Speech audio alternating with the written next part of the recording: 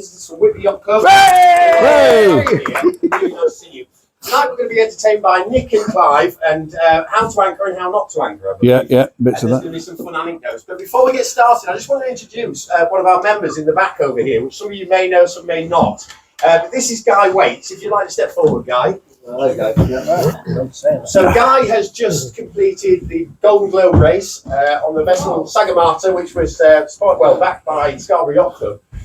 For those of you who weren't at the gentleman's dinner, Guy gave a wonderful talk about his circumnavigation around the globe, and it was very kind of him to present us with some burgies from which club he'd been to, which are here. Now, unfortunately, I'd had too much port on the night to remember where they were from, so I'm going to give Guy the opportunity just to show us these again and just give us a little bit of a talk on those. Yeah, absolutely. Good evening, everyone.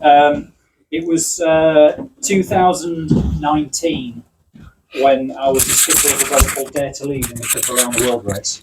With Mic me up. The skipper of Dare to Lead in the 2019-20 Clip Around the World race for Sir Robin. And before I set off, I said to then Commodore Roger Buxton, I said, give me some burgees, some Scarborough, and as I go around the world, I'll do burgee swaps at some rather nice yacht clubs. You know. And so the first one at the end of leg one is the yacht club of Punta del Este in Uruguay. Okay, so they have obviously one of our burgees, and we now have one of theirs. So that's super. Punta del Este. Thank you. Leg two was from Punta del Este to Cape Town, South Africa, and so this here is the Royal Cape Yacht Club burgee. Okay, cool. So we have Fantastic. Royal Cape Yacht Club burgee. Lovely. And then third and finally was Fremantle Yacht Club on the west coast of Australia, and this is the Fremantle burgee. Unfortunately, the race then was diverted from Australia to the Philippines because of the pandemic, and that's where the race stopped for my involvement in it anyway, because I then went on to the Golden Globe race. But at least we got halfway around the world with our club burgees. Yeah, and, fantastic. And there we are. So thank you very much. That's great. So just so you know, a lot of people want to hear Guy's story, and we're going to be putting a night on. Now, Guy was good enough to email me his schedule for where he's going this year, and it is absolutely vast, isn't it? And it's impressive. So we're going to pick a night, and we're going to advertise it in good time, and Guy's going to come and explain and talk about the GGR again. But tonight, we wanted to just return the favour and give you a few more burgies for your next adventure. So here's three yacht club burgies for you to be the ambassador for us again around the world. That's absolutely fantastic. So, thank you very much indeed. Yes, and we've decided we're going to give you a tie as well. A tie? Yes, I'm not sure what's good it'll do you, but I'm getting quite good at collecting ties, so this is fantastic. Okay, thank you very much. Really pleased with this. Thank you. So without further ado, I'm going to hand you over to. Can I just say before you sit down, Guy, we know you've been around the world and you don't like stopping, so it's good that you're here for an anchoring talk. Pay attention, you might learn. Thank you. So I'm going to turn you over to Clive. Thank you very much. Thank you. Clive, where are you? Okay, there you go. Right, so last Thursday we're in a committee meeting, and it's announced that Sam's going to be giving a talk on racing and the race station, all the rest of it. And he can't make it, so I said Nick and I will do the talk about anchoring that we've been saying we're going to do since before the pandemic. Yes, so but we've never rehearsed. So a bit of preparation later. Here we are with a bit of a guide through a bit of a general discussion regarding anchoring. Now, please, I always do this at the beginning. I do a bit of public speaking here and there. This isn't a public speak. This isn't a presentation. This is a conversation. So don't wait till the end to butt in. Please don't wait to the end to correct me on something. Please don't wait till the end to say you've forgotten to add such and such. Dive in and tell us. But please, and anecdotes and hilarity will all be well received. So thanks for coming. Lovely seeing, particularly lovely to see Whitby Yacht Club here tonight. And thank you for your hospitality on Saturday. We did our RWA first aid course there on Saturday. So thank you very much indeed for all that. It was lovely. Very clean galley. Amazingly clean galley. If you want to go to clean galley, about tidying up. oh, super. Anyway, without further ado, we'll just press on with a bit about anchoring. As I do wish to stress, do butt in. Just don't throw things at us, please. As it says there, it really is one of the most delightful parts about sailing, I think, is anchoring. Having done masses of it all over the place, it's a fun thing to do, but there are some things you can get a little bit wrong sometimes, and we're hopefully going to point out a few of those pitfalls I while think we it's worth mentioning wander that through these this. are things that we've seen other people getting wrong. Yeah. And Yeah. we've made note of them Yeah. to share them with you. And looking around this evening, particularly the Ionian contingent down here, I don't know why they've bothered coming, because never mind. I'm just delighted that Kerry and Ian are here, because somebody will leave with a bit more knowledge than what they came with. That'll be marvellous. Thanks.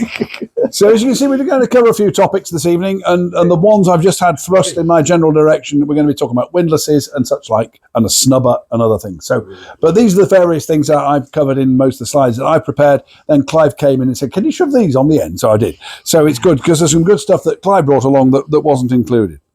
So what we're going to wander through first are various types of anchor, which I'm sure you all know about, but there's nothing wrong in actually revisiting these things and talk about the pros and cons of the different types of anchor you can come across. But hang on, before we get into this, we'd better talk about holding ground first of all. Now, I didn't have a picture of holding ground for a fairly obvious reasons, but where do you reckon the best type of holding ground is that you can get? What for a yacht is the best? Anybody, any ideas? Mud? Yeah, bro? Yeah. Mud and sand. Mud and sand combined apparently is the best you can get. Maybe you should look at the pilot and it will tell you what you It does. can do. Yeah, it does. Where's Yeah. the best place to go. That's right. That's exactly where I did for the researching this evening. But having anchored in both and then also on rock, it's definitely mud and sand. But mud and sand are the best sort of holding grounds you'll get, depending on the type of anchor you're proposing to deploy. This fisherman's anchor here is okay actually. If you've got a big enough one and plenty of chain out, you'll be okay with a fisherman's anchor. But they're not really favoured for that sort of thing. There are more anchors that are more favourable these days, more modern anchors that we'll come on to in a moment. But they're very good, particularly if you've got a lot of kelp around the place, and they're very good indeed if you've got quite a lot of rock and the like. But yeah, a fisherman's anchor. One of the beauties of those is they stow flat, because this shaft here comes out, and they can stow out nice and tidily out of the way, and can quite quickly be deployed. It says here they're difficult to handle. I'm not too sure about that. My personal view is that I think that they're pretty okay. But they do need that weight if you're going to use a fairly big one to as your main holding ground anchor. Nick, can I just... Please do, Matt. Yeah. You did say we could shoot. Yeah, please do. Yeah. The trouble with a lot of modern yachts with windlasses and on the front, that wouldn't sit very well. You'd have to No. leave it on board, You'd- leave it over the push where, pull it back again. And that's why it's difficult to handle. They come in. That's right. They yeah. do come in handy if you want a tattoo doing and you need to give a pattern. They do. Yeah. But you're quite right, mate. If you've got something set up on your bow roller, that something like this isn't great. So good. But they're pretty good if you want a kedge anchor and the bottom behind you is fairly rocky, and you've got somebody who row out or motor out in a small dinghy to do that. So that's it on fisherman's anchors. The next one, this is you see quite a lot of these on the sort of boats we sail here. This is a secure or CQR or a Bruce anchor, and these are pretty heavy beasts. You are relying on quite a bit of weight with the anchor. They come in obviously a variety of sizes, but they're pretty good. There are a lot of rip-offs apparently of these, and they can break. And one of the problems is it's made of quite brittle iron, and that is apparently an issue. But I'm sure a lot of us have one. Sorry, there's Go on. about 50 of those over near the number 8. Yeah. Everybody wants to die. Yeah.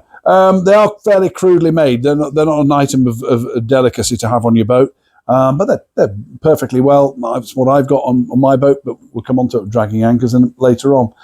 But they, as I say, it's crudely made. They're crudely made and relatively low strength. But if you've got to write a good enough one with enough cable out, I think they're perfectly adequate, really. These are, again, this is a flat anchor. You can get them in fairly heavy sort of cast iron, or you can get them in aluminium. So they can, if you want to have one sat in your locker down aft for fairly easy handling at the last minute, getting something put on in a bit of a rush. These are pretty good. They've got a variety of names, but all the names are there on the top. The Danforth, Brittany, FOB, Fortress and Guardian. They are very good in sand. They're very good. They're pretty good in a sort of softer medium ground, as it says there, and they're good. They set pretty well because those flukes dig in the bed quite well. They're good to stow because you can see it stows fairly flat. They do skid on the hard bottom seabed, and apparently one of the things, and I've not come across this, but they don't reset as the tide changes. So as you swing round, they're not particularly brilliant at being dragged round in the tide with you and then resetting. But they do make very good kedge anchors. Again, when you want to row out in another boat or drop something behind you as you motor into somewhere, they are quite, and then drag back on there. They're pretty good if holding ground's right. I believe the Fortress, am I right in saying, Richard, that Fortress that we got was a lightweight? It was a lightweight aluminium one, wasn't it? The Danforth. Yeah. Yeah, I like the Fortress. They are lightweight. You can pick it up in one hand. Yeah. While you're holding onto a pitching. Yeah. And the American manufacturers say that they're strong. Yeah. And I think they set very well. Yeah. They still fail to be in kelp or seaweed in the cattle in the Barn Islands. Yes. Yeah. But I think that defeats just about any anchor known to man. Yes. I like the Fortress anchors. But if you're using it to go bows too and just throwing off the back, it's super, isn't it? Yeah. Throw it off Yes. any way you want. Yeah. Good. Great. Lovely. And I think lastly, on anchor types, this is a plough anchor or a delta anchor. It's got this business about tip loading. If you come across this, it means that the tip very quickly starts digging into the seabed. And these have got particularly good tip loading, obviously being the shape they are. It's a good one. It fits on a bow roller, so Mike was talking about it's an ideal one for that as well. It can drag at higher loads, but to be honest, any anchor can drag at high loads. The knack there, and we'll come on to that in a minute, is how much cable you're putting out. And it's suggested they don't perform quite as well as the new generation anchor, which is the next one. Can I just say? Yeah, please do. I've used that delta rope for years ourselves. Yeah. Very good to weed and kelp. Yes. And any we found very rarely dragged with it. Yes. You had a lot of confidence. The delta without the flexible shaft. Yes. The fixed one like that, we found it very good. Yes. Yes. We lost a delta when it had a universal joint on it, a swivel joint on it, and it snapped as it came over the roller, and Really? it dropped down. We were in about 10 or 12 meters, and at 6 in the morning I had to get on. So I left and I used the kedge, literally brought it forward, used that. But I went to, the place that Michael and I know, went to Babby's, and he's got loads of second-hand anchors. He said, just go in the back, help yourself. And when I went in the back, they were all CQRs. CQR's the one with the knuckle joint on the neck. They were all CQRs. I stood there and looked at them and I thought, why have they got all these old second-hand CQR anchors? They must be getting wedged or stuck or whatever. Yeah. And there was a little Welshman was diving and collecting them all in. And I just thought, I need another delta. So the fixed shaft I found Yeah. is better than the flexible one. yeah. Yes. I think so too. Yeah. So we ended up with the Cobra, which is a copy of that Is it? delta. It's a good one. Yeah. Cobra is on that list. Yeah. Right. Okay. Sorry. Good. So that's a Cobra. Sorry. Please do. Please do. When you say drag at high loads, are you talking about the size of the boat or the strength of the tide and wind? The combined element of all of those, the weight of the boat with the wind and the tide pushing it along, that combined load is what we're referring to.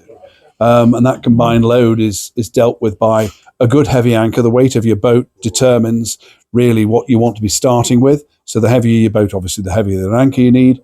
And then we'll also be talking the nature of the place where you're anchoring is how much cable you're going to be putting out. And when I say cable, I'm meaning chain to begin with. And then you're moving on to the nylon rope that you might have that attaches from the chain up to your boat. But the big part is how much chain to have on the seabed as well. Come on to that in a tick. Hi, Rudy. Effectively, Nick, the anchor is your handbrake. Yes. And Yeah. it must be suitable for the job. Exactly. Yes. Yeah. CQR, what does that stand for? Well, It's suggested that it might stand for secure. we think in reading about this just recently, it's the word secure, Right. and that's what apparently they call it a CQR. Okay. Yeah. Whether it's a brand name or who makes it, I don't know. Right. Anybody know? If anybody knows, do say. Yeah. British anchor that dates back to at least the 1950s, and it was purposefully designed by a British guy who did a lot of the exhaustive tests in mud and all Yeah. this kind of Hello. stuff. Hello. Hello and well. And so it's like the grandfather, apart from the fisherman's anchor. Right. And it did have some very impressive underlying research work put into its design. Right. It's become unfashionable now, but it was a surprisingly well researched anchor. in its Yeah. day. Yeah. Right. And Good. then along came the Rockner. Yeah. Can we just welcome Steve, one of our past? Steve and Mary. Lovely to see you. Welcome back. How great to see you. So that's a plough anchor, and this is the final one we've got of the different types of anchor. This is what's called the new generation of anchor. Some of these have a pivoted point just there. Some are fixed, like the one in the picture, I think is. They've got a hole at the top to put your tripping line in. We'll come across that in a moment. They've won all sorts of war. They reckon to be about the best. They're, as it says, easy and cheap to manufacture. And if the shank this bit can be removed for easy stowage, these two things can be taken apart apparently. But that's the one that's the latest one. I'm open-minded about these. It'll fit on your bow roller. Not heard any great. It's won awards apparently of being a particularly good anchor. So if you're buying a new one and in the market for a new anchor, it might be one worth having a look at. Right, that covers the different types of anchor. Apart from my very last one is the grappling anchor, and these are fun. These are very useful little bits for your dinghies, for your tenders. They stow out the way really well. They're good for retrieving lines. I've used one to advantage out here when we dropped the line on our cradle. We just chucked it out over the water and into the water above where we reckoned the line was and fetched it back on the first go. They're quite useful if you get your anchor foul with somebody else's. It's a good method of lifting somebody else's cable out the way, like we're going to be talking about this new little gizmo of yours in a moment later. But it's a useful way of manoeuvring stuff out the way and beating the crew over the head with. Also excellent if you're doing a bit of breaking and entering and you need to get over a wall. Yeah, quite. Yeah. Well known in Strangeways Jail, apparently. Right. One of the other things we talked about is we mentioned briefly, touched on earlier, was a tripping line. Anybody use tripping lines around here very much? Yeah. Me too. Yeah. Anybody snag TC? tripping lines? Stop using them though, because people go pick them up thinking they're, Think they're boring. Yeah. In busy anchorages, they're a bit of a no-no, aren't they? But the beauty of these is if you're not too sure what's on the seabed, if you think there may be a chain of lobster pots or redundant lobster pots, any type of paraphernalia laid about on the seabed, a tripping line is a particularly good way of getting yourself out of that particular position. Used one lots of times on boats I've sailed on. And they're just brilliant. All you do is you attach a buoy or a fender to that end of the anchor, and when you get something stuck under it, you can pull it with on the rope attached to the tripping buoy and bring it back on board. Some people might have a tripping line which they actually bring back to the bow of the boat instead of having the buoy floating separately to avoid what you've just described, Paul. But you as the boat turns on the tide or in the whatever, if the boat's turning, that line can get then tangled around your anchor cable, and you can end up in a bit of a fix. It is better, I believe, to have the tripping buoy like that. But you've got to watch out you don't get them tangled around your prop or stuck or get the buoy. What's happened to me once. I was one of several people on the boat, but I guess who went over the side at night to retrieve the bloody thing, and the fender got stuck in between the rudder and the propeller shaft of the boat, and that was a right faff to go over the side in a bloke's wetsuit that was about 4 sizes bigger than I was in April. So it was anyway. That was an interesting exercise. But anyway, enough of that. But tripping lines, I think, are a pretty useful thing, particularly where you're unsure what's on the seabed. Just on that thing, there's a story in Savota where there was an anchor stuck fast. They didn't have a tripping line on. They couldn't get it up. The winch kept tripping. So another 2 or 3 boats used their winches, and eventually, after half an hour, pulled what was up, and they ended up bringing up a cement mixer. Really, cement mixer. Great It was cement mixer. Keone. Really, a cement mixer. Go on, can you beat that, madam? No, this isn't a funny story. It just occurred to me. You very carefully glided over. You have to be careful not to get it round your prop. So tell me how you would avoid that. You get it in as quick as you can. You have to not mess about with it. You have to really watch out for it. So you have a boat hook up in the bow with you while you But bring this the is lines putting in. No, this is when you're putting the anchor down. When you're putting the anchor down, you just want to actually let the tripping line go over the side with the anchor, because obviously it's attached to the anchor. And as soon as it comes tight, and obviously you want to be checking what depth, the maximum depth the water's going to go to. So look at the tide times where you are in relation to high water, and don't have a lot more than the depth of the water would be. I think At high water. perhaps a boat hook at that point might be quite useful. It is, because yes. You can keep it You- away from the danger. Exactly. You can fend it away from your boat, or alternatively, when you're picking it up, you can get hold of the buoy as early as possible and get the line onto the boat as well. Yeah. Providing there's somebody to help you pull the bloody anchor up and you're not up and there on your Todd. That makes life quite busy, but nonetheless doable. Problem being, if you leave it at high tide and you've got a 5 metre tide, at low water you've got 5 metres of under the bow. Yeah. And the other way, the other thing about the tripping buoy, of course, it'll tell people where your anchor is dropped. On the other hand, you could just shout at them, Yeah. which is usually what we do. Okay, good. Anybody else about tripping lines? Useful piece of kit. A sea anchor. Guy, did you ever have to use a sea anchor very often? I've used a drone, but never a sea anchor. No. I think most people are steering away from bow. Yes. Shoot type anchor off the bow. But I mean, that's an image I would have thought for just for the sake of trying to get it on the same page. But if I was deploying a sea anchor in a heavy sea, I'd want about miles of cable between the sea anchor and where I was, because obviously the snatching of that in a heavy sea could be quite unpleasant, couldn't it? Yeah.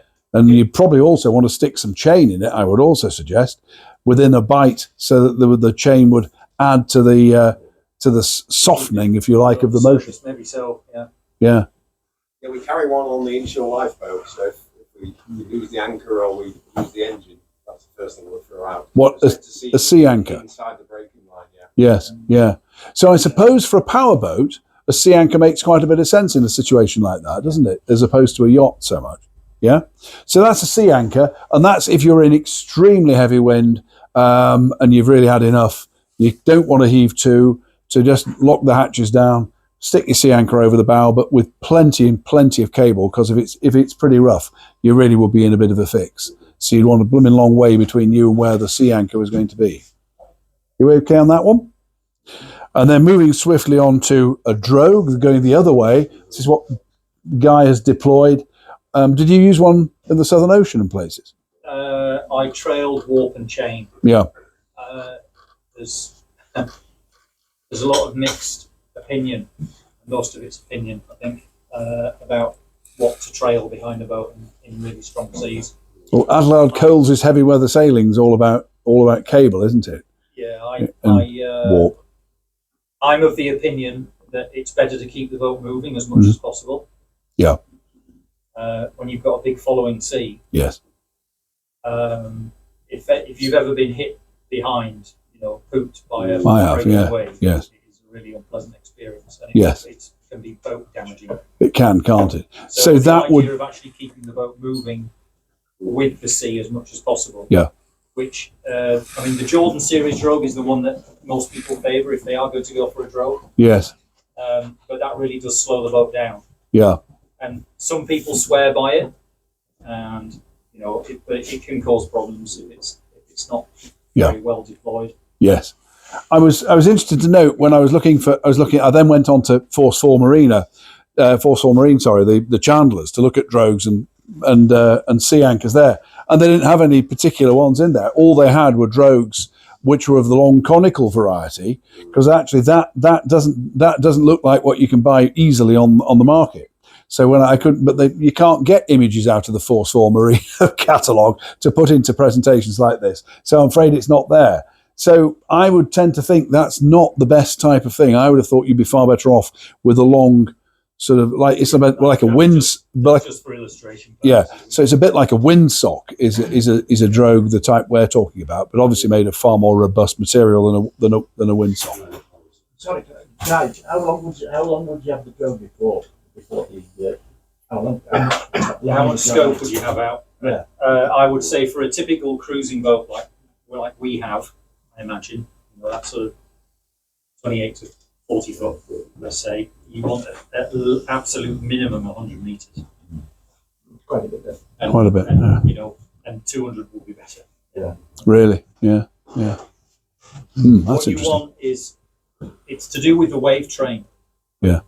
All right. What you don't want, the trouble with a single drogue, okay, is that a breaking wave can collapse it, and then the boat accelerates, and then when it refills, it puts a huge load on. So if the more scope you have out, the more the actual drag you have in the road in the water itself, so that if or when the drogue does get collapsed by a breaking wave, you've still got some drag there, so that when it redeploys, and you've also got a much longer bungee cord before the load comes onto your boat, so it eases the strain on the the burden on the boat. We used to use it so that the drogue was in the trough and you were on the crest. So that when you did need it was active. Yes. And when, like Guy says, when the wave comes through, it messes the drogue around. You're all right because you're in the trough. Yes, I'm And following. when the next one comes, it sets. Yeah. So it's that crucial business about getting at least the distance between the crest of one wave and the bottom of another wave. You want at least that, and perhaps more, really, wouldn't And you? this is going back to the Jordan Series drogue. This is where advocates of the Jordan Series drogue say that because it's not a single drogue, it's a series of what they call droguelets. I see. Mini drogues. Literally, some of them they're barely bigger than the kind of drogue you'd have on a horseshoe buoy. To stop it from being blown away by the breeze. Literally tiny. You have many of them. But you have on a JSD, a Jordan Series drogue, you have 100 of them. Really? Oh, yeah. Like Dragon Liberty and Camp. Basically, Yeah. Right. And the combined effort means that even when some are collapsed, the others are keeping it going. So you're never totally No, without That makes the sense. drag. doesn't it? Just yeah. Wow. But it How puts a interesting. terrific strain on the stern of your boat. Yes, quite. So it's not just a case of throwing it off the back. You've got to think very carefully about. No, would you put it on some sort of bridle in really severe weather? Ideally, So a bridle, yes, because that obviously splits the load now. Yeah. Doesn't it? You've effectively Yeah. created a 2-to-1 purchase. Yeah. You'd always get your wife to hold. The Yeah. Yeah. The Jordan Series drogue, they actually advocate that you put stainless steel plates She has them. onto either quarter of the boat through bolted Really? Yeah. And that's for your drogue. to spread the strain. Wow. God, interesting. Dave, can you make a note of that for Letty May next year? Yeah. Right. Good. Okay. Any other questions about drogues? Are we done there? I just say I was in the 2014 middle sea race Oh, right. when we lost our rudder Yeah. from 40 knot winds, Yeah. and it got up to 80 knot winds, Bloody hell. and we deployed a drogue, and we used the drogue with a bridle to help us steer Right. as well as slow the Yeah, boat down. Yeah. Yeah. And we used to pull it to one side or the other, try and get the drag on one side of the boat or the other. Interesting. But we were, it wasn't very pleasant. Did it work enough though to get? You're obviously here to tell the tale, so you survived the gig. Yeah. Yeah. Yeah, it was Chaplain heavy weather sailing about it. But, Really? Yeah. Yeah. It was, but the drogue was quite an important Yeah. Yeah. to help us keep the boat Interesting. without a weather. Yeah. Yeah. Quite. Yeah. Oh, that's great. Good. Anything else about drogues, everybody? No. Thank you. Right. So here we go. Here we go with some more different types of anchoring that you might look at doing, and this is one of the types of anchoring you might do if you're dropping the on wind forecast, and what you can do about that. And with this, we're talking really about a kedge anchor as well as your bow anchor, which you've laid as you go in. You bob your bow anchor laid to the existing wind, and then you get yourself over to where the wind's forecast from for the forecast wind direction, if it's going to be reasonably strong, and you drop your kedge anchor there, and then pay out the two, so there's about equal distance on both of those. So you can fairly straightforward diagram there, showing you where the wind's coming from, forecast to come from, and where it's coming from at that particular time. So there's a reasonable way of doing that. I mean, you might lay this kedge anchor out. You could probably do that just by motoring around very carefully, of course, dropping that and then backing off or letting the wind push you away.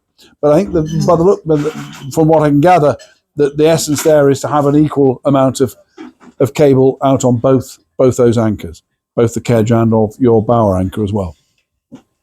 So that's when you've got a strong wind forecast. You okay on that one? Would it not be better to lay your boat where you think the strong wind's going to come from later on? Lay your kedge out to the lighter wind that's existing. I would have thought, yeah, take your point, Paul. Yeah. The problem here, of course, is when it goes wrong, if you've got to get it in a hurry, that's the problem. Yeah. Particularly if you end up with one of them slipping, coming round. Then I've seen it in Savota. They've got two anchors out, way over ambitious in that tight area, but both anchors were slipping, and literally trying to get them back on board becomes a nightmare, as opposed to just having one anchor. Yeah. My personal view is if you've got enough swinging room and you've got enough chain, you'd be better off just having one good anchor out. Exactly. And leave it at that. Oh, But we'll come on to that in a moment. In fact, the next slide shows you an alternative way of doing that. And this is actually about laying an extra weight further down your anchor cable and sticking with just one anchor. Depending on if you've got enough, and this is the dampening down of a swinging anchor. So what we've got here, we've got a tripping line here. That's for that there. There's more chain going to be there. This is for illustrative purposes only, but you would have a boatload of chain out. It's not very good, by the way, for coral bottoms, isn't this? Because you're going to do a load of damage dragging stuff over the coral bottom, and that's not a good idea. But the idea of putting this thing in other examples, it's called a kellet. This particular thing here, they're using an anchor just to pull the weight of the rope down, and that's to make the rope lay more on the seabed or not swing quite so far. This bit here is called the anchor rode, by the way, and that goes obviously to the bow of the boat. And the idea of the kedge warp lowers the kedge and chain, and the anchor on a rode with a soft shackle, and the kedge just touches the bottom. Now, in the past, they used to use a large weight, like the sort of weight you'd see on a big weighing scale, commercial weighing scale. But just an illustration on this particular image showed an anchor, because frankly, not many of us carry great big heavy weights like that, unless you've got a gym on board or something like that. But you could use a fairly large anchor, and that would just drop that cable down and dampen down, as it's called, the actual anchor cable. You okay with that? Any comment on that? Again, you got the problem of getting it all on if you need it in a rush. That's the problem. Yep. Getting it all on in a rush. The other thing is if you swing round, then you've ended up with a line out here and another line there. And if you swing round on it and pull, if you're wrapped round a rock, sometimes you can end up, well, I've had it a couple of times where it's not been the anchor that's stuck. It's actually the chain that's wrapped around a rock. Yeah. And snorkel on, see where it is, and then maneuver the boat correct way round. So it's, as I say, often it's what else is on the seabed that it's been stuck to. Yeah. Sorry. No, good. So helpful. Quite a pleasant thing to do is something like this, is where you make a line attached to the shore, and your boat's balanced there between a line ashore and a kedge that you've dropped out over your transom. And in certain areas, that's a lovely way of mooring. Particularly if you're on a lake, if you're on Windermere or somewhere like that, I should imagine that's a bit of a blast. Never done it myself, but Windermere is so deep, you'd probably have a bit of a challenge doing something like that. But particularly up in parts of Scandinavia, I think. Is there anywhere in Britain where you could do that? Up at the River Dart, somewhere you can probably get away with it, but the speed of the tide in the Dart's pretty significant, so it probably isn't. Tide each Yeah, time, isn't it? yeah, That's it is. Medmoor, where Yeah. there's no tide, you'd be absolutely Yeah, fine. you would. Yeah. But quite a pleasant way of securing your boat to the shore. But this is, I don't know where, there'll be places where, particularly down in the southeast of the coastline here, where you might want to anchor in a position like this. This is with where you're anchoring in a tideway, where you're going along, and as you can see in the first position here, the boat drops a kedge. This is going in a it's not narrowish river, but the idea being you're restricted in draft. You've got the current coming down the river, and what you want to be doing is staying head to the current all the time, and you drop your kedge anchor there. You motor forward to position number 2, where you drop your bow anchor, and then you pay out the bow anchor, and then you fix yourself in the middle where it says with position number 3 is. But that's in where there's a limited tideway, where you don't want your boat to swing around on alternate, the high and low water. So you want to hang in the same position in the same direction. There is a more complex method of this called a Bahamian moor, which is what you do in that position. You get these 2 lines together, and you take your kedge line and attach it to the line here somehow. And what happens is the boat then can swing. The boat can swing round, because this line here, instead of coming from the stern, then comes effectively from the bow, or just further down the line there, and the boat can swing when you've got a bit more swinging room. But apparently it's a right faff is doing a Bahamian thing. And as Clive likes to talk about quick getaways, I wonder why Clive likes to talk about quick getaways. Well, it's all to do with that. Yeah, I know, Clive. Yeah. Anyway, moving swiftly on. But the idea of retrieving a Bahamian mooring fairly rapidly is probably not a great idea. You probably want to leave it on a buoy and then go back and get it later. Just on a quick one, Nick's talking about anchoring where you've got a tidal stream. I've anchored across the wind. I've anchored into the wind, only to find that just half a knot of current will hold you across the wind, maybe as much as 10 knots against half a knot. I mean, obviously it'll vary on full keel, 3/4 keel, fin keel, and all the rest of it. But it's I was amazed. Just with a little bit of current coming between 2 islands, I had the wind. I dropped anchor. I thought I'll be safe in here, and I'll lay this way on. But in actual fact, you came round with just the slightest bit of current. Really? And it carried, against the wind. Really? Crazy thing was, it was a sunsail boat, and they had a charcoal barbecue on the back. And we'd landed this king mackerel, so we were barbecuing it. And then, what on earth did they do in putting a charcoal barbecue on a charter boat? Because we were across the wind, so the ashes were blowing this way. So, wow, what's going on? I thought I presume when they put a barbecue on a boat, they think if you're going to be at anchor, the wing's going to be coming this way. But it wasn't. Anyway, we had some wet towels on the deck. Good. Thank you, Clive. Do you want to talk us through a Mediterranean mooring? No tides. It's so lovely. It's so sweet. There's no tides. Although, I wonder if Guy can maybe explain how in Thailand there's just 1 tide a day. It's bizarre, isn't it? But anyway, that's by the by. Let's go back to, it was explained to me and I've forgotten all about it. What happens in Thailand should stay in Thailand. Yes, Yeah, exactly. Yeah, probably that's Clive's quick getaway. Going back to Clive's quick getaway. Right, I get the message. I get the message. Right, Mediterranean mooring, you've got no real tidal height changes. It's usually with atmospheric pressure, and if you get a bit of wind blowing in one direction, you'll get a little bit of lift, but it's usually just, a foot, if that. So it's convenient to be able to drop anchor, and what you can do is you can in reverse, drop the bow anchor over, and tie off exactly as they've shown there. The secret is, of course, getting the anchor on the ground. And if you're going to drop your anchor, we've got pictures of the windlass later on. If you're going to drop your anchor electrically, it's going to drop about a metre a second. And if you're in 10 metres and you start reversing too soon, you're not going to have enough on the ground. So you've got to get plenty of anchor out there, get plenty on the ground and come on in. The important thing is that's nice and calm. There's no serious wind blowing there. If you've got a side wind, the best thing you can do is go somewhere else. Otherwise, you'll embarrass yourself. Yeah, I don't know. That's it. But the way I always used to do it was to go bows to, and that was to have the kedge hanging off the back and your initial chain.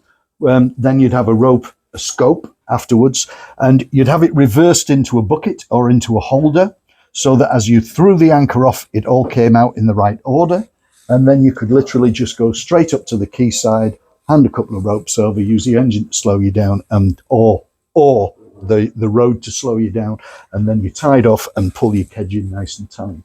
It's nice and convenient going bows to. There's lots of pros and cons for going bows to. Nobody's staring into your boat. You don't have a passerelle down, so there's not going to be any rodents getting on board, all things like that. But there's lots of pros and cons to it. But the secret is to get the anchor on the ground and get plenty dug in. The number of people that don't get enough on the ground, that's the problem. And then you start slipping. And when it says about the pilot book, how often does it say, good holding once you're through the weed? You know, why don't you just put common sense, good holding once you're through the weed? You're right about the mud, and the sand would be the best. When you've got mud, you've usually got cement on your chain the next day, trying to break it all off, or you're trying to wash it off as you're pulling it all in. But if it's a sandy consistent, then usually it's coming off as you're bringing the chain. That's it. Yeah, good. Just real quickly on that one. That's it. Super. Thank you. Just a quick anecdote about something that happened to me only a few months ago up in the Farns.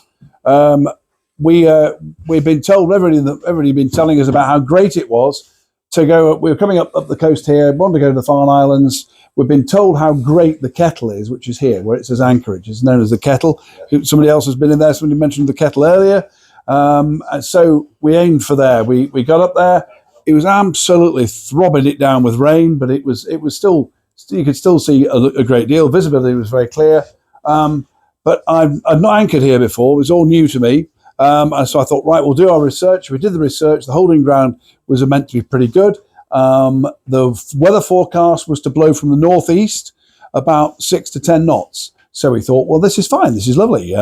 It's quite low, as those of you who've been there. This part of the land is actually quite low. But nonetheless, we went into the bay, had a mosey around, checked our depths, looked all pretty reasonable. There was nobody else there. So we motored out again and then got all the gear organised. We'd already got the chain out and things, but I thought, let's put a tripping line out, because there were quite a few mooring buoys in there from the tripper boats. But because of bird flu last summer, there were no tripper boats operating. But nonetheless, there were still some of their mooring buoys. I thought, I bet there are mooring buoys, but I bet there's more ground tackle still on the seabed there, left from people who've left the mooring tackle there, but taken their buoy home. So hence the tripping line. So we went in there and all was fine and dandy. And it was a lovely run up in there. So we'd done the visit first. I'd also worked out the various your transits, and I got some pretty good transits of a big building here and the top of the light. There was a mast on top of here. So I got 2 transits on either side of me, which was really good. The way out, I'd also borne in mind the fact there's a red light on top of here. And so if I was going to sail out there at night, if I was going to have to, there was going to be a red light just about visible in the distance. So I thought, that's a pretty well placed light, thank you. And we settled down, had a nice bite to eat, and then went to bed. And then the wind started to blow, and it started to rain even more heavily. And the wind started to blow 15 to 20 knots from the wrong direction. It started to blow from the northwest. So suddenly this really super harbour that we'd gone into, which we planned because the forecast was from the northeast, suddenly turned out to be a bit of a nightmare. And at 1 a.m., My alarms were going off, but I didn't need the alarm to go off at all. I could tell we were starting to drag the anchor. You could feel the boat shimmying on the line. So up came the anchor, and up came everything. Got the tripping line sorted with my boat. Boat hook was nearby. Got that on the boat, and my wife brilliantly steered us out of there. But you couldn't see a sausage. You could see the loom of the Longship's lighthouse over here, where Grace Darling did the famous rescue from, and you see the light here. Unfortunately, I could see this chap here just through in the distance. And we followed that one. We just sort of aimed for that little red light, which was very fortunate to be there. And we got out quite happily. And about 1:30, we got round the corner around here from the inner farm, came around the corner there and had the most super sail with the wind on a nice broad reach down the coastline. But mightily relieved that we got out of there, because it was quite touch and go. We had a metre and a bit under our keel at the last point. So it was touch and go, as I say. But you live and learn. But the frustration was the weather forecast. I banked on the weather forecast being absolutely accurate, and it switched around quite quickly. And of course, you can't have miles of cable out in a place like that because it's not very big. It's a relatively tight anchorage. So if you'd had all the scope out we were talking about earlier, you'd have been aground anyway. So we had all the chain on the bottom, but not much road after that. And so that was an interesting one to look at. But nonetheless, nothing ventured, nothing gained, and it was a useful exercise. You said your alarms, Nick. Did you have an anchor alarm on? Yeah, both on the AIS and on my GPS, and both were going off. But I didn't need the alarm, to be honest, because by the time we started dragging, I could feel it. And did you set the parameters then for how much you? Yeah, I did. Yeah. So it wasn't very far because it's quite a tight anchorage. The picture in a minute. You can often hear it dragging. Yeah. If it's over stone, but then again, it can get confusing because sometimes you're perfectly safe, but your chain's just rubbing on the bottom, and then sometimes you're in sand, but the chain you've gone round and the chain's rubbing on itself. And when you're trying to sleep, you're thinking, "Am I dragging? Am I dragging?" And you keep checking. But if you set it with the alarms of the mate were obviously important, but the most thing I did was feel the cable, and you couldn't really feel it dragging. And I went down below and laid in bed, and suddenly it must have dragged very much, quite a good deal at one point, a good amount. And you could feel the boat sort of shimmy is the best way I can describe it. You laying down, you under no misapprehension what was going on. So I got up and then checked my bearings on the transits, and they weren't in a good place. So it was back on with the engine, and off we went. And it's quite an interesting exercise, really. But it's a matter of sort of remaining reasonably as calm as you possibly can to your crew who've not done this sort of nonsense before. And Jane was brilliant, but inside I was getting a bit, I wanted to get away from there, to be honest. But we did. We were all right. Right, Clive, these are your pictures here. There's just a couple of things what I was going to say just on there when you were talking about Jane. One of the things that saved, I always maintain it saved my marriage, was the fact that I spent £13 on eBay and bought a wireless remote for the windlass. It was great. There was no more shouting. We'd actually got done pretty well. We got it down to hand signals. We got it down to that. It was pretty good because usually when you see these charter boats coming in the Med, there's an awful lot of shouting going off. But I got this wireless remote and it's great. You just press a button and the anchor goes down. The anchor goes down and then press it again, it comes up. It's great. The only problem is a second delay. So when it comes to getting it over the bow roller, you've got to be careful. You've got to do it manually, otherwise it hits the thing. I wanted to do this with the windlass. I wanted to show these because I won't mention any names. Yeah, I will. Bruce. When there was Bruce and Steve Jones and Karen and Maggie when they were in the Med, and we said, "Oh, well, let us know when you're coming out there. We'll meet up with you." We'd they didn't. We messaged when they were there, and I said, "Okay, we'll see you at Castos." Where's Castos? I said, "You've got a chart. Find it. We'll see you there." Anyway, we got this message saying, "Yeah, the windlass is the windlass." No, we got this message saying the windlass wasn't working. It's broken. We phoned the charter company. They're going to drive down, and I said, "Well, what's wrong with it?" "Oh, it just keeps skipping. It's slipping all the time." Well, the clutch wasn't tight enough, was it? I said, well, have you tightened the clutch up? He said, what, you mean that star thing? Yeah, it's as tight as I can get it. I said, well, have you used the bar? What bar? I've done it with my hands. It's like, no, it's not tight enough. So that's it. But, you know, the chain will come over this. This is the gypsy, which the chain will come across. I'm sure most of you all know that. And this is a clutch mechanism, which you could slacken off. Oh, so you put the bar for extra. Put the bar on the purpose. Yeah, the bar will fit in this socket here as well. Put it on the end there. It'll slide on. Undo the clutch, and that'll let the chain run, and that'll get it on the ground faster than letting it down electrically. But you've got to watch your fingers, and you've got to watch if there's any whipping or anything with the chain, and it can sometimes jam. You've got to be careful. You can't just let it go bang all at once. You've got to go slowly with it. But you will get it on the ground quicker than letting it go electrically. But of course, when you finish, you've got to make sure it's sufficiently tight so that when you start working it electrically, it's fine. A rope, if you get down past your chain and you get onto the extra bit of scope, you can put your rope round here and use it. And if the whole thing knackers up and doesn't work, you can use a ratchet by putting the bar in there and then ratchet it back up there, which you can then cancel your gym membership. That'll be fine. The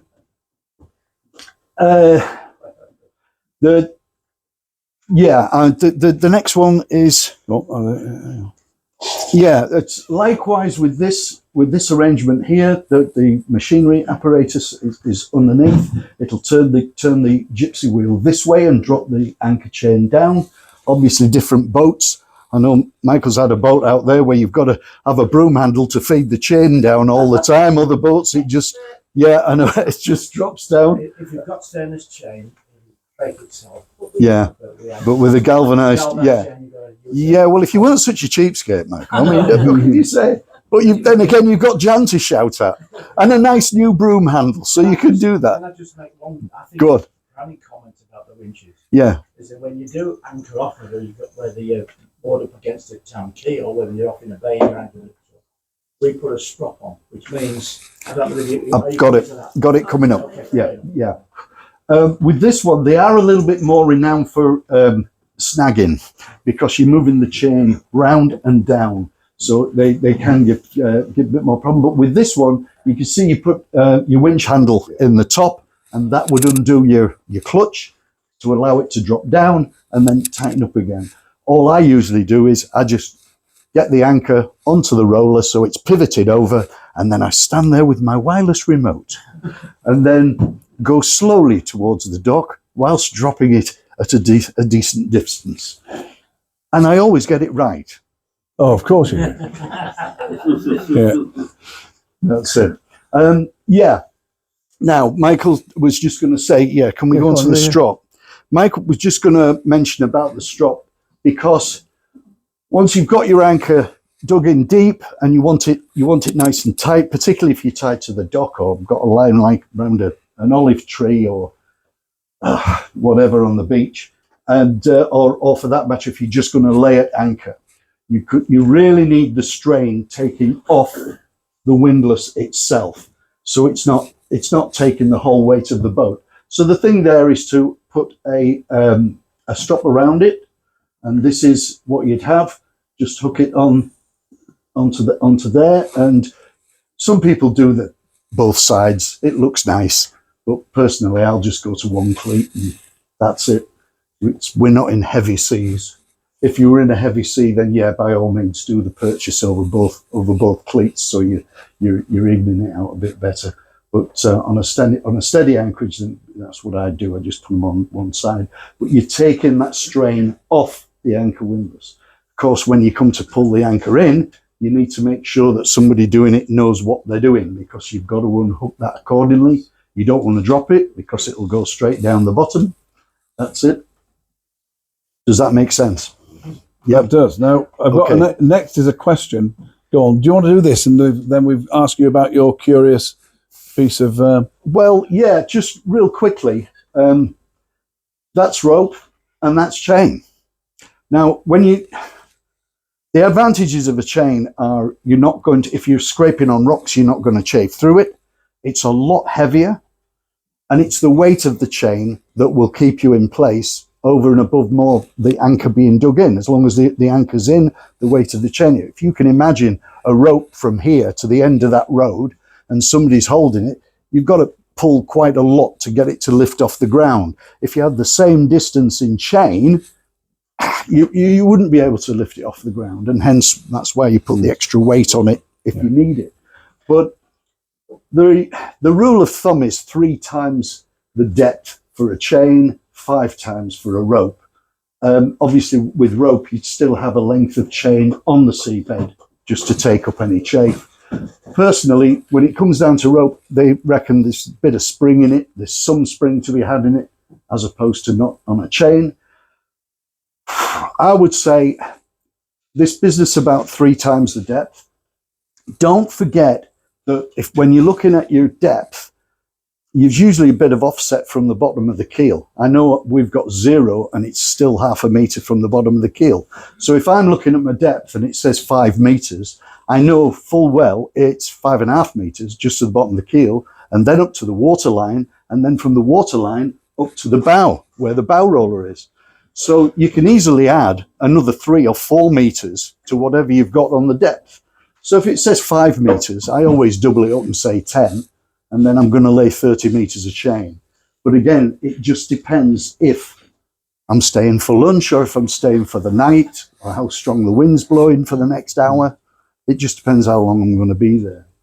The other tip that I would say is I've seen people skipping, reversing at full speed, trying to drop an anchor with an electric windlass. When you can see the chains giving it that as they're going down, and then they end up skipping because the chain's not dug in properly.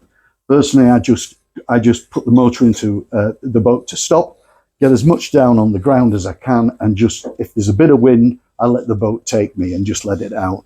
Let plenty out and then pull straight. Just pull a bit of tension onto the boat, and then let another 10 or 20 metres out. As far as there's a couple of just little things that I just want to skip over, what I've had on my mind just to talk about.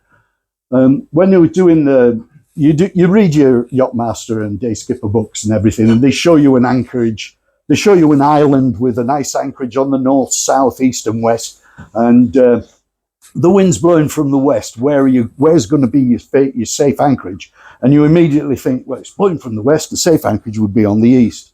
Well, I've had that experience where I've gone somewhere, and when you get there, the wind's coming off the land, but there's about a 5 metre swell from 3,000 miles out in the ocean coming in that you could surf on. So it doesn't always work that you've got a bit of swell coming in on there. What I had to do on that instance was actually go to a northerly. I went to a northerly anchorage, and then I laid the anchor and I put the kedge out and pulled myself round with the boat, so the boat faced whatever little bit of chop was echoing round the bay. But I think that makes sense. Yeah. Did you want to ask about that tripping line? In the Med, we very, very often get snagged anchors. Thanks, Richard, for bringing this. Where is he? There he is. Thank you. Don't worry, you've still got to pay for your beer. Sorry. It's very nice, very expensive bit of kit. A bit of old rope and a boat hook will do it as well. Anyway. But then again, if you can afford it, why not buy one of these? You've snagged somebody else's anchor cable. If they're on board and you can get them to give you some slack so that there's plenty of slack and you're not pulling the cable up and pulling the boat as well, you can, with your own anchor, you're lifting your own anchor and it's snagged on their chain, it's lifting it up. What you can do is go overboard with that, hook it up, lift it up, get your anchor out, and then trip it accordingly. But you can do the same with a piece of rope, not on the rope, drop it down, hook it back under, snag it off, and then let your anchor out and unhook it accordingly. It's more embarrassing than difficult, but well, it can be difficult. Again, it depends how much wind you've got blowing and how many people are watching you. Yeah, that's the big one. Good. Yeah. Right. There's a couple of anything else? There's a couple of other points I just wanted to go over, and I just can't remember. Oh yeah. Can I share a couple of anecdotes? Yeah, go for it. Done winches, anchor types.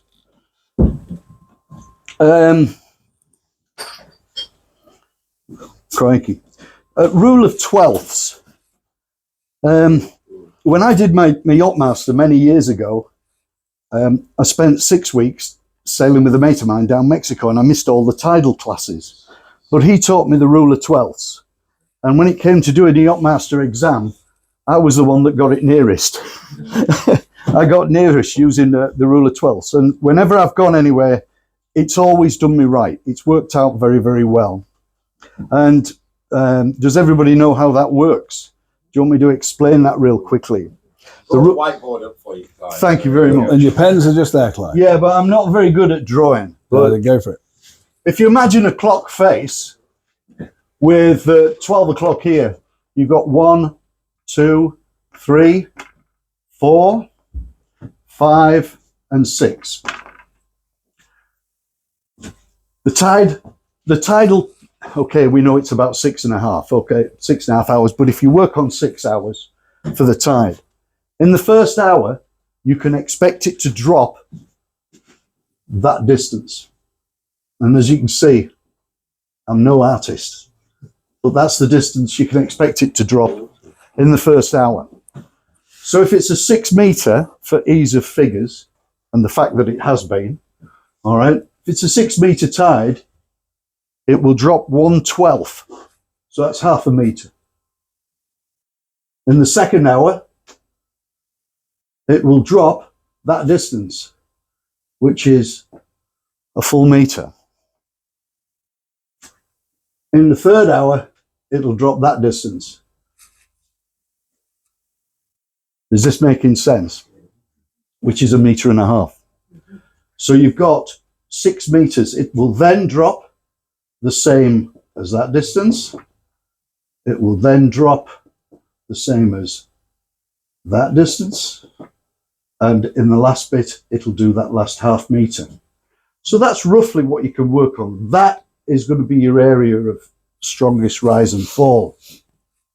It's always worked out pretty well. I've never had any mishaps, but of course you always go, well, I do anyway, tend to go over the top. You're not going to do it so that you're going to be exactly on the bottom or a half a meter above the bottom. You're going to be a good bit off the top at low water. But the rule of twelfths comes in very handy. And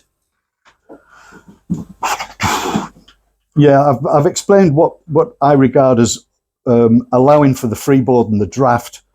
And if you look at most of the tips on the internet for how much chain to use pro rata to the depth, if you add that freeboard and the waterline in, what I was saying, the draft and the freeboard to it, it works out pretty much close to what all the within a half a meter anyway, from what I've managed to read up on the internet.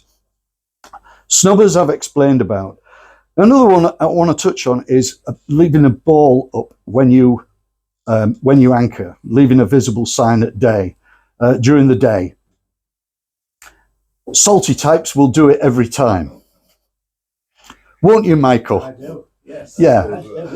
Yeah. Same as when you're motor sailing. Huh? Yeah, oh yeah. Oh yes, of course, you triangle, yeah. Well, you know, I mean, yeah. I mean, I might be the only one, but I do it. yeah. What, motor sailing as well? Even Michael always goes out and puts his ball up. It's the only one he's got. He puts it up in the rigging. So that's great. And I don't, and I feel embarrassed, but nevertheless he does. But collision regs, I agree with you absolutely. And the other thing is, of course, at night an anchor light, and it's just a pure white light at the top of your mast, which is fine. And they were giving tickets out on Ithaca, weren't they? They went out. The port police went out because a whole load of people don't bother with anchor lights. What I usually do is I usually hang a cockpit light, just an accessory light from the boom in the cockpit. Just hang it up there. 2 reasons. First of all, when you're coming back to an anchorage and you've had a few beers, that's our boat there with the cockpit light on. But the other thing is, if anybody wants to climb on board and try to break into your boat, then at least they're aware that they're in good vision and doing it. But anchor lights, you don't forget with an anchor light, if you're leaving at 5 in the afternoon and it's broad daylight and you're not going to be coming back till 10 o'clock at night, you need to leave a light on before you go out, even though it's broad daylight. Now, Chris and I in Thailand, we were going to a place and the wind was blowing like hell. And the anchorage that we were aiming for was on the lee shore. So we went back around the other side of the island, and it was like a tradesman's entrance where all the supplies were coming in. And in Thailand, they've got those long-tail boats with the V8 engines and a long shaft to a propeller down there. And they were coming and going. It was as noisy as hell. But with 40 knots of wind, it was the safest anchorage, and it was mud. As we were coming into the anchorage, Chris said to me, there's another sunsail boat over there. And he was way out. The anchor was down. And I said, well, it'll be a young couple. They'll be getting back to nature, not wanting to be disturbed. They'll be all right. Don't worry about it. Well, she said, they're a long way out. Funny to be anchored that far out. And I never thought any more about it. Got in, dropped the anchor in the mud, let the whole lot out. We had 60 meters of chain, let the whole lot out, sit in it, perfectly safe. We got in the dinghy and we went ashore, leaving all the lights on. When we got onto the beach, there was another sunsail tender there.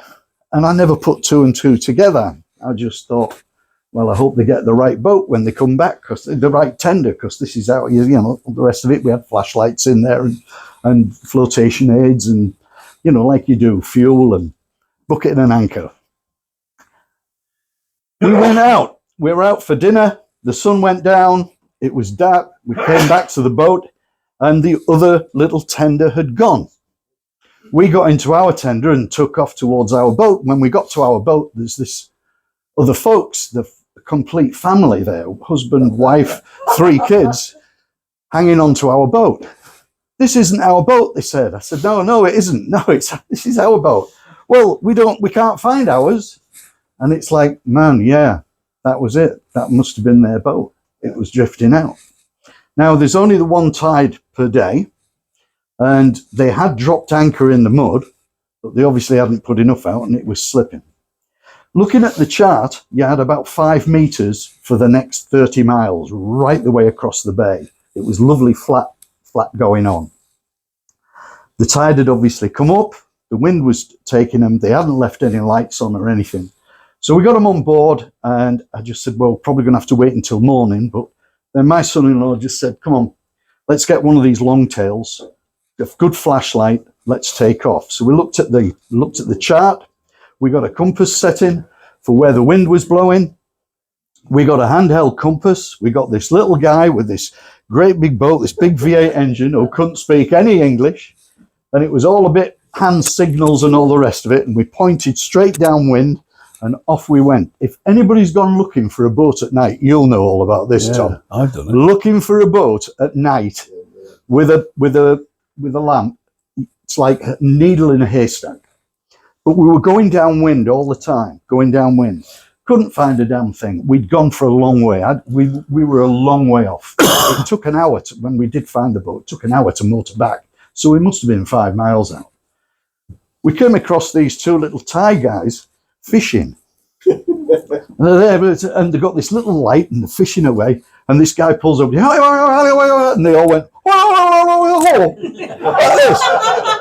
So it was like, right, okay, so this bloke looked at me and he went, oh, and I went, hey, yeah, okay. So we turned around and we started going. And the thing was, there was a hell of a chop, and those little bloody things are no wider than that table. And I said to Joe, I said to my son-in-law, I said, hold on to that life jacket, put it on. Just put it on. That's it. We went over, we were all over the place.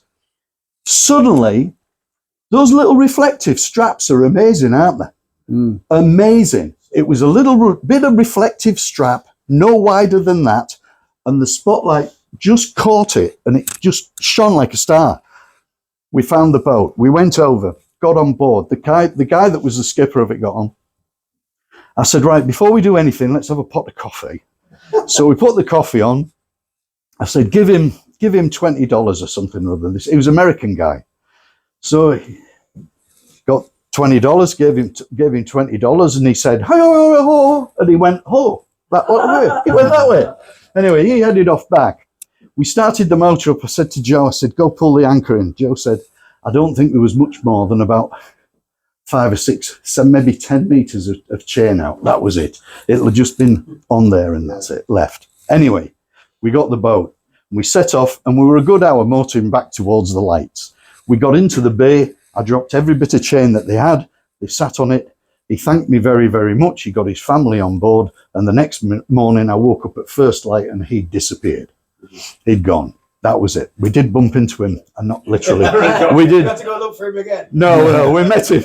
We met him later on in the week in another anchorage, but it was when I nearly ran aground. But let's not go there. Anyway, but the example there is not only just being safely anchored, but having plenty of chain down and checking it, because he'd had the kids do it, and he'd understood that they'd put out a whole load of chain, but it's communication and knowing what you've got and just making sure there's plenty on the ground.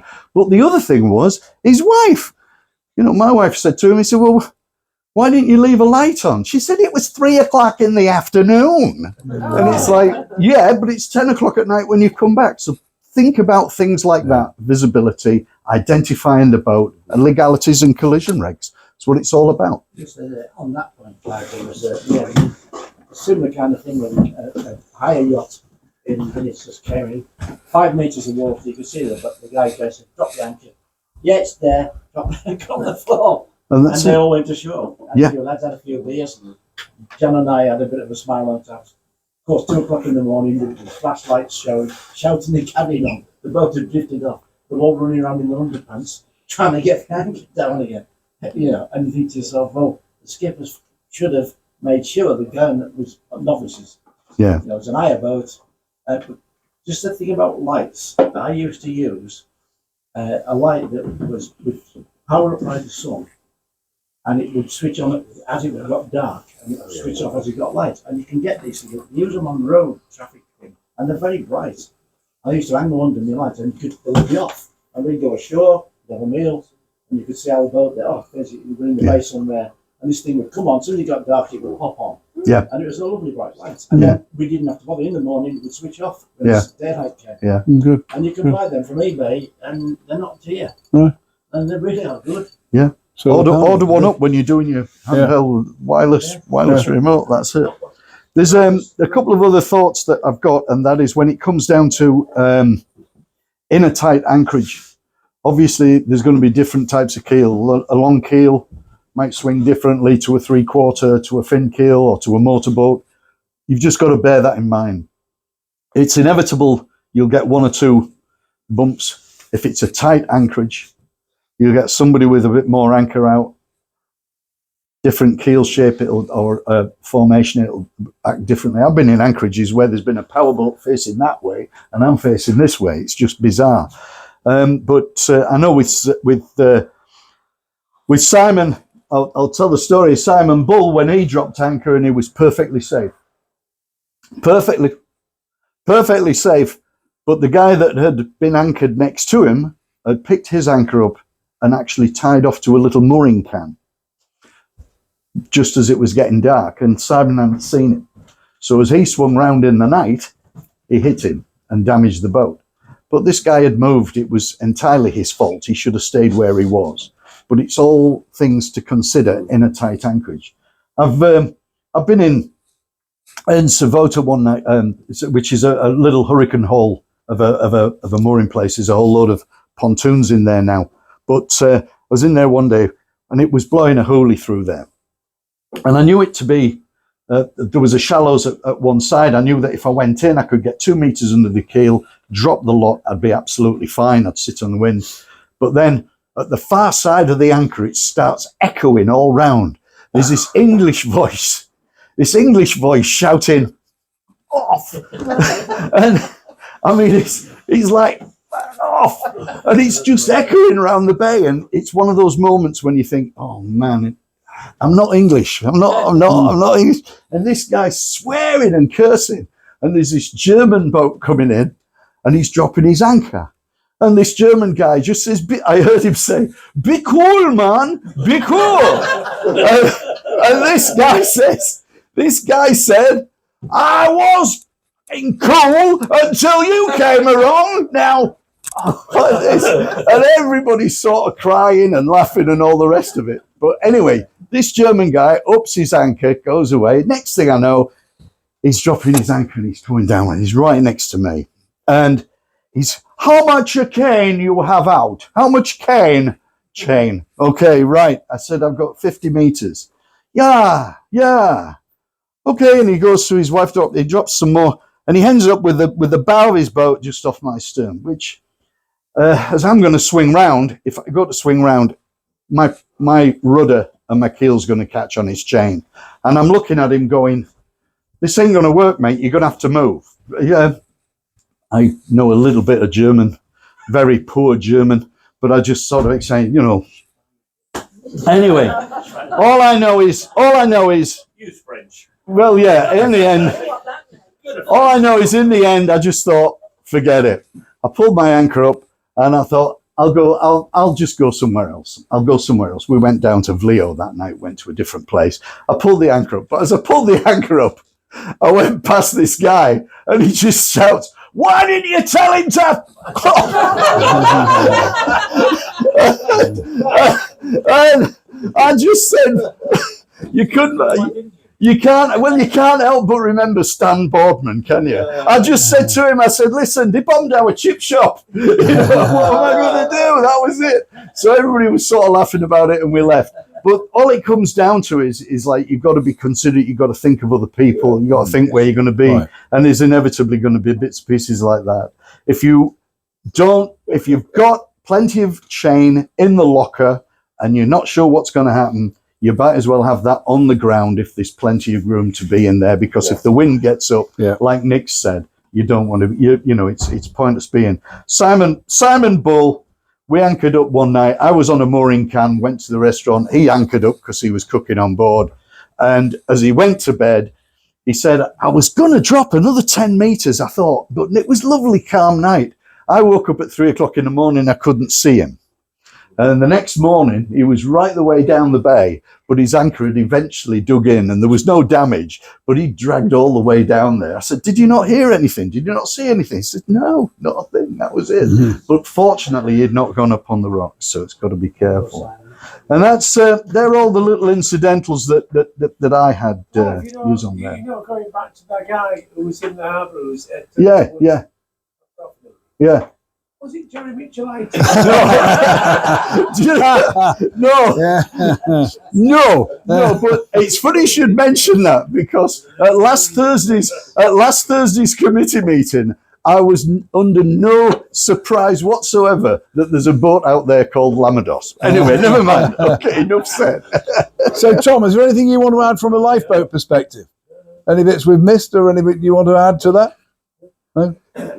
I just said, for anybody that's going to the Mediterranean, watch out for the ones that let the dinghy go to the front on the short painter, start reversing into the quay and let the anchor out, and it ends up in the dinghy. In the dinghy. Have you done it? Have you done it, Jan? Have you done that? Well, as you know, I was a novice when I went out to Greece. I'm not. Hadn't tied the dinghy off. You had to, and I tied it off. And as obviously I wasn't really aware of what happened to the dinghy, and I see it coming round. And of course, it's really strong.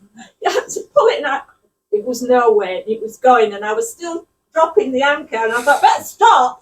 So it was on the edge, wasn't it? Filling the dinghy up with chain.